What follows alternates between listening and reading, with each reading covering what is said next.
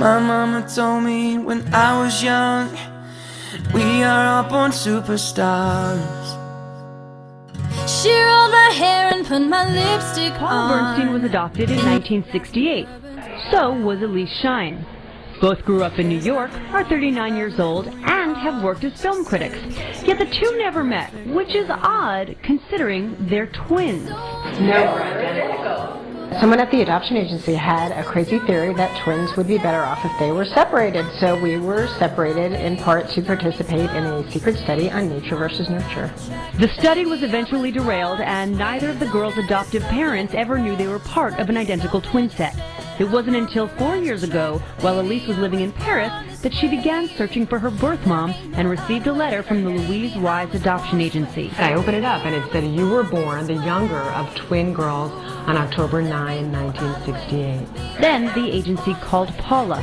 I just break down in sobs at the idea that in some ways I felt like my whole life had been a lie. The sisters met face to face shortly after they got the news. We didn't leap into each other's arms because on a biological level we were twins, but we weren't yet sisters. We really were strangers. It didn't take long for these strangers to see similarities in temperament, mannerisms, and tastes. To the point when we first met, the first time we met, we were comparing favorite films. At the same time, we each said Wings of Desire, which, is a German film. It's not like Sleepless in Seattle.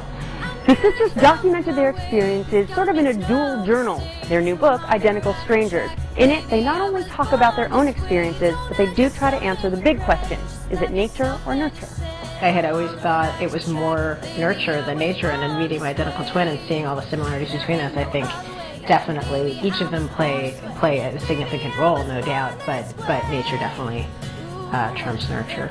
The twins, now both living in Brooklyn, say the book has helped them move past the anger of being split up as infants and toward a future as a family. There's no way to make up for the 35 years that we missed together, but we have the rest of our lives to try. Left you outcast, believe a tease. Rejoice and love yourself today, 'cause baby, you were born this way. I'm beautiful with my way, 'cause God makes no mistakes. I'm on the right track, baby, I was born this way. Don't hide yourself in regret. We are all born with certain physical characteristics determined by our genes. But does our DNA dictate how we act? Genes may very well determine how we behave in given situations. Researchers say they are learning now that genes help control how we interpret our environment. There has to be some kind of innate circuitry in place that allows us to create culture and acquire culture and do the learning. But can environment influence which genes are triggered? What really matters is which genes are turned on and which genes are turned off. And different genes are turned on and off in different circumstances. That leads to debate over the role parents play in influencing their children. Parents aren't the only aspect of the environment. There's also the surrounding culture. Some believe the stronger social influences happen outside the home.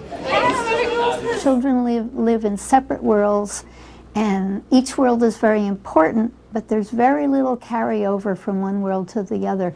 And what is carried over is whatever is genetic. Controversial author Judith Rich says how well a child turns out is up to the child, not the parent.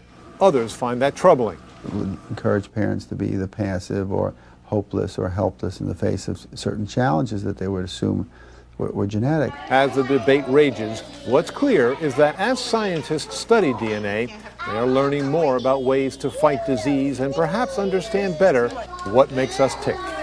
I'm Dr. Dina Dell.